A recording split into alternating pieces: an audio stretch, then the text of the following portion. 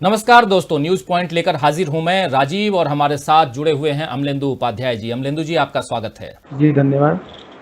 तो लॉकडाउन के दूसरे फेज में हम पहुंच चुके हैं। अभी तक वैक्सीन को लेकर कहीं से कोई सही खबर नहीं आ रही है और अभी नहीं पता कि इस महामारी का अंत कब होगा। लॉकडाउन के कारण जो दिक्कतें देश के सामने पेश आ रही हैं, उनसे पार पाना एक बड़ी चुनौती बन गई है। अलग अलग विशेषज्ञ इस बारे में सुझाव भी दे रहे हैं। विपक्ष भी अपनी ओर से मोदी सरकार को लगातार सलाह दे रहा है। प्रधानमंत्री नरेंद्र मोदी ने भी कुछ समय पहले विपक्ष के नेताओं से चर्चा की थी। फिर सभी राज्यों के मुख्यमंत्रियों से भी उन्होंने विचार विमर्श किया था। कांग्रेस अध्यक्ष सोनिया गांधी चिट्ठी के जरिए अपनी राय से अवगत करा चुकी हैं प्रधानमंत्री नरेंद्र मोदी को, और आज राहुल गांधी ने लाइव वीडियो प्रेस कॉन्फ्रेंस के जरिए 3 बातों पर सरकार का ध्यान दिलाया है। पहली बात यह कि इस संक्रमण को रोकने के उपाय खोजे जाएं। दूसरी बात, गिरती अर्थव्यवस्था को संभालने की जरूरत। और तीसरी बात जो है वो है प्रवासी मजदूरों के लिए राहत के कदम। अमलेंदु जी, राहुल गांधी के सुझावों में तीसरा पॉइंट जो है वो प्रवासी मजदूरों की बदहाली को लेकर है, और उनका कहना है कि दुनिया में भारत के अलावा कोई भी ऐसा देश नहीं है जिसने इतने ज्यादा प्रवासी मजदूरों के बावजूद लॉकडाउन किया हो। इसी के साथ राहुल गांधी ने खाद्य क्षेत्र को मजबूत करने की सरकार से अपील भी की है। उन्होंने कहा है कि गोदाम भरे पड़े हैं लेकिन गरीबों के पास खाने को नहीं है। गरीबों तक अनाज दीजिए, जिनके पास राशन कार्ड नहीं है उन्हें भी राशन दीजिए। देखिए, आज सबसे बड़ी विडंबना यही है अमलेंदु जी कि हमारे देश में अनाज सड़ जाते हैं लेकिन सही लोगों तक नहीं पहुंच पाते। अपने देश में खाद्य सुरक्षा अधिनियम लागू है, फिर भी भुखमरी की नौबत। क्या कहेंगे अमलेंदु जी? देखिए, हम लोग जिस बात को लगातार अपने कार्यक्रम में उठा रहे हैं, पहले दिन से, जिस दिन से हम लोगों ने ये न्यूज़ पॉइंट का कार्यक्रम शुरू किया है, हम लोग लगातार इस बात की बात कर रहे हैं कि प्रवासी मजदूरों के लिए भोजन का इंतज़ाम जो है वो सरकार को करना चाहिए। शुरू से, मतलब पहले दिन से ही हम लोगों का जो एजेंडा रहा है, हम लोगों का यही रहा है, मुख्य बात हम लोग इसी के आसपास केंद्रित करते रहे हैं। और वो इसलिए करते रहे हैं चूँकि देश की धुरी जो है, जो देश की अर्थव्यवस्था की रीढ़ है, वो यही प्रवासी मजदूर है। देश की जो अर्थव्यवस्था बनी है वो इन्हीं मजदूरों के बल पे देश की अर्थव्यवस्था बनी है, तो इसलिए उनकी तरफ ध्यान देना आवश्यक है। आज राहुल गांधी ने भी जो बातें कही हैं वो निश्चित तौर पे जो बात हम लोग कहते रहे हैं उसी की एक तरीके से पुष्टि करती हुई बातें हैं वो। और मुझे लगता है कि सरकार के अंदर भी अगर समझदार लोग हैं तो उनको जो है ये सुझाव किसकी तरफ से आ रहे हैं इस पर ध्यान ना दे करके, सुझाव सही आ रहे हैं उन पे अमल करने की आवश्यकता है। और सिर्फ राहुल गांधी नहीं, जो भी अर्थशास्त्री हैं इस देश के, जो अर्थव्यवस्था की नब्ज को समझते हैं, वो सब लोग इस बात पे जो है बार बार जोर दे रहे हैं कि जो मजदूरों की स्थिति है, जो दिहाड़ी मजदूरों की स्थिति है, उसको संभालने की आवश्यकता है। क्योंकि पूरी देश की अर्थव्यवस्था जो है चरमरा गई है, और इसीलिए चरमरा गई है क्योंकि हमने जो है हमारी व्यवस्था ने इन मजदूरों का ध्यान नहीं रखा है, इसलिए ये संकट पैदा हुआ है। और ये बात राहुल गांधी की एकदम सही है कि जिस देश में इतने ज़्यादा प्रवासी मजदूर हों, दिहाड़ी मजदूर हों, ऐसा कोई देश नहीं है जिसने इस तरीके से लॉकडाउन को लागू किया हो। और ये भी सही है कि लॉकडाउन जो है वो इस महामारी से निपटने का उपाय नहीं है, इसको रोकने का एक जरिया है। ये बात राहुल गांधी ने भी कही है कि इसको आप किस तरीके से चेन को तोड़ सकते हैं, उसको तोड़ने का एक रास्ता है केवल, इसका इलाज नहीं है। तो इस जो आपने लॉकडाउन लागू किया है, तो इस बीच में आपको तैयारियां करनी चाहिए थी। जो तैयारियां, ठीक है कि वैक्सीन को वैज्ञानिक तैयार करेंगे, हमारे देश के भी वैज्ञानिक जुट गए हैं उसको तैयार करने पे। चीन और अमेरिका में भी जुटे हुए हैं, जर्मनी में भी लोग जुटे हुए हैं। जहां से पहले आएगी तो देखा जाएगा, लेकिन जब भी आएगी वो वैक्सीन, जब भी आएगी, लेकिन तो तब तक वो सबको उपलब्ध नहीं हो पाएगी। इस बात की तो ये बात पक्की है।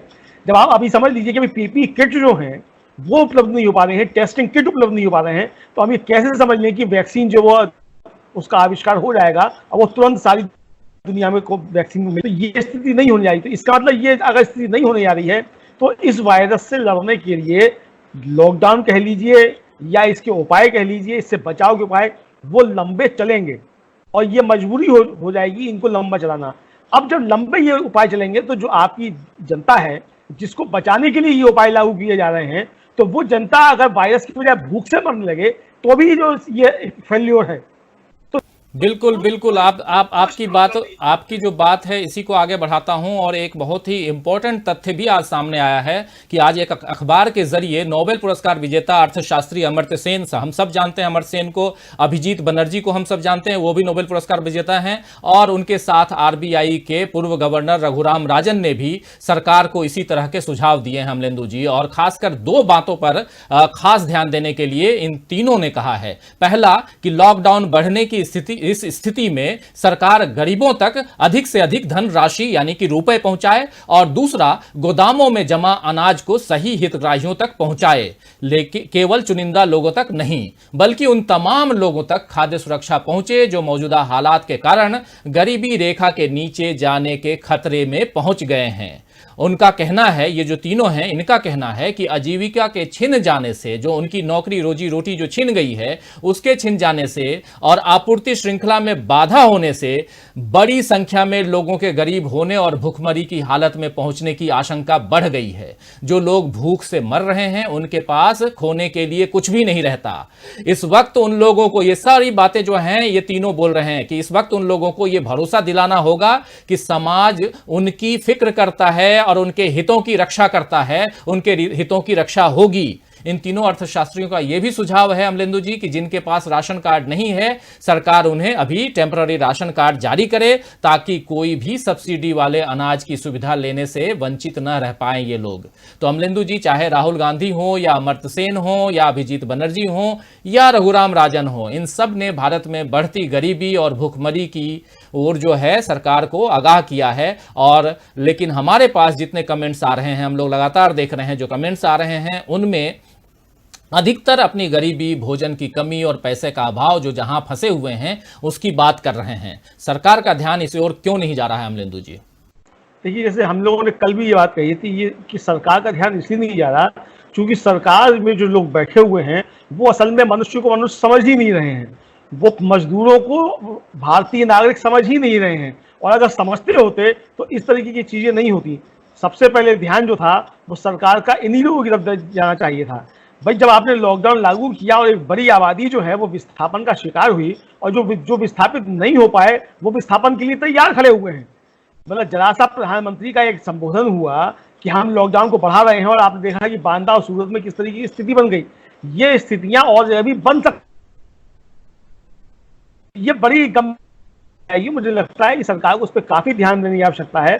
और जो तीन हमारे नोबेल पुरस्कार विजेता अर्थशास्त्री हैं, यानी 1/3 जो नोबेल पुरस्कार भारत में मिले हैं उनमें से 1/3 लोग जो हैं, उनका ये सुझाव है कि ज्यादा से ज्यादा लोगों तक जो है ये पहुंचे। सबसे बड़ी बात है कि सरकार ने घोषणा की कि हम 80 करोड़ लोगों को जो है वो अनाज पहुंचाएंगे। अरे सवाल 80 करोड़ का नहीं है, 130 करोड़ को आप पहुंचाइए, क्योंकि अधिकांश लोगों के पास राशन कार्ड नहीं है। और जिन लोगों के पास राशन कार्ड है उनमें भी जो है आप 2 श्रेणियां हैं एपीएल बीपीएल की। तो और जो बड़ी आबादी जो है उसके पास राशन कार्ड है ही नहीं, जैसे हम लोगों के पास नहीं है राशन कार्ड। तो जिनके पास राशन कार्ड नहीं उनको भी आवश्यकता है। ऐसा नहीं है कि जिनके पास राशन कार्ड नहीं उनको आवश्यकता नहीं है। और इसलिए ये बिल्कुल सुझाव सही है कि टेम्परेरी राशन कार्ड बनाए जाएं, 6 महीने के लिए बने और सबको जो है वो राशन मिले। ये बिल्कुल सही सुझाव है। मुझे लगता है सरकार को इस पर ध्यान देना चाहिए। और ये बात हम लोग भी कह रहे थे, कल भी हम लोगों ने इस बात को कहा था कि सरकार के गोदाम जब भरे हुए हैं तो हमारा देश का आवाम जो है वो भूखा क्यों सो रहा है। और ये अनाज के गोदाम जो है ये इसी आवाम की मेहनत से भरे गए हैं, ये हमारे ही श्रम से भरे गए हैं। देश का खजाना हमारे ही श्रम से भरा गया है। तो जो हमारे श्रम से भरा गया है, तो जब संकट का समय है तो ये खजाना जो है वो पे बैक टू सोसाइटी, ये सोसाइटी को देने का समय है। और सरकार को उस पर ध्यान देना चाहिए। सरकार को जो है वो बड़े लोगों का ध्यान रखने की बजाय, बड़े लोग तो ध्यान रख ही लेंगे अपना, लेकिन जो अपना ध्यान नहीं रख सकते, जो इस देश की अर्थव्यवस्था का ध्यान रखते हैं, जिनके बल पे अर्थव्यवस्था खड़ी है और जिनके वोटों से ये सरकार बनी है, उन लोगों का ख्याल रखना इस सरकार की नैतिक और संवैधानिक दोनों जिम्मेदारियां हैं। और मुझे लगता है कि सरकार को उनका पालन करना चाहिए। बिल्कुल सही कह रहे हैं। और उसी में मैं आपकी बातों को आगे बढ़ाते हुए जो नैतिक जिम्मेदारियों की आप बात कर रहे हैं कि इस मुश्किल समय में, इस कठिन समय में मोदी जी अगर इन सुझावों को अपनाते हैं जो सुझाव आप दे रहे हैं, जो सुझाव राहुल गांधी दे रहे हैं, जो सुझाव अमर्त्य सेन दे रहे हैं, बाकी दे रहे हैं, तो उनको अपनी सरकार को लोक कल्याण की कसौटी पर परखने और लोगों के अपने ऊपर जतलाए गए भरोसे को सही साबित करने का सुनहरा मौका है अमलेंदु जी। क्योंकि एक अच्छे मैंडेट के साथ मोदी जी जीत करके आए थे। पहला चुनाव और दूसरा चुनाव, दोनों चुनाव में एक ठीक ठाक मैंडेट के साथ में लोगों ने उन पे भरोसा जतलाया है। तो एक लोक कल्याणकारी जो सरकार है उसको ये सुनहरा, उसके सामने सुनहरा मौका है और उस भरोसे को वो जीते फिर से, ये सबसे बड़ी चुनौती अभी इस वक्त है। और अब ये मोदी सरकार के ऊपर है कि वो इस मौके को कैसे भुनाती है। लेकिन देखने वाली बात यही होगी अमलेंदु जी कि इस वक्त ये तो एक राजनीतिक बात भी हो गई कि, लेकिन साथ साथ क्योंकि जनता आपको चुन करके लेके आई है, अगर ये मान भी लें, हालांकि इसमें भी इफ बट कई तरह की बातें आती हैं, कभी ईवीएम की बात आती है, कभी कुछ और बात आती है, लेकिन मैं इस कठिन घड़ी में, इस मुश्किल घड़ी में मैं ईवीएम और किसी राजनीति की बात नहीं करना चाह रहा हूं। मैं ओवरऑल जो बात है, यानी कि जो गरीबों के लिए और भुखमरी की जो हालत हो गई है उसकी बात हम लोग आज कर रहे हैं। उसमें जिस प्रकार राहुल गांधी, अमर्त्य सेन, रघुराम राजन और अभिजीत बनर्जी का जो बयान है उनको हमने बताया आप लोगों के सामने। इसी प्रकार सोनिया गांधी भी पहले कह चुकी हैं, और खासकर जो हमारे देश में खाद्य सुरक्षा अधिनियम लागू है उस आधार पे भी 2 रुपए और 3 रुपए किलो में गेहूं और चावल की जो बात है उसको भी अगर हम ध्यान में रखें तब भी ये 80, बिल्कुल सही आपने कहा अमलेंदु जी कि ये 80 करोड़ जनता की बात नहीं है, ये 130-135 करोड़ जनता की बात है। और उसमें खासकर वैसे लोग, कल एक वीडियो सामने आया था ट्विटर पे कि एक लड़का जो है वो कहीं यहीं पे दिल्ली में ही नौकरी करता था, नौकरी उसकी चली गई, उसके मकान मालिक ने उसको घर से बाहर निकाल दिया और वो बेचारा उसके बाद जब वो बाहर निकला तो पुलिस वाले पीट डाले उसको।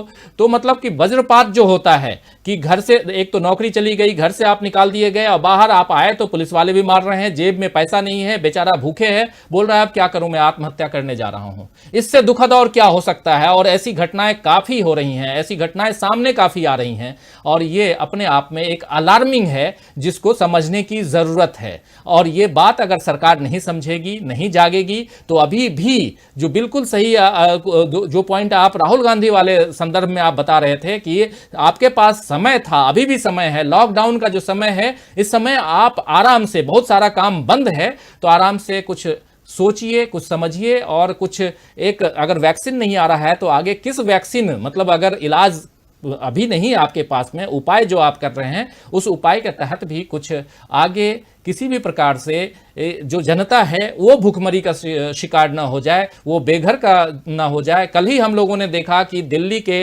यमुना नदी के किनारे काफ़ी लोग जो हैं मजदूर तबके के लोग वो बाहर निकल आए थे और उनको फिर उनके ऊपर पुलिस का दमन भी देखने को मिला। तो ऐसे ही कलकत्ता में भी कुछ लोग बाहर आ गए थे।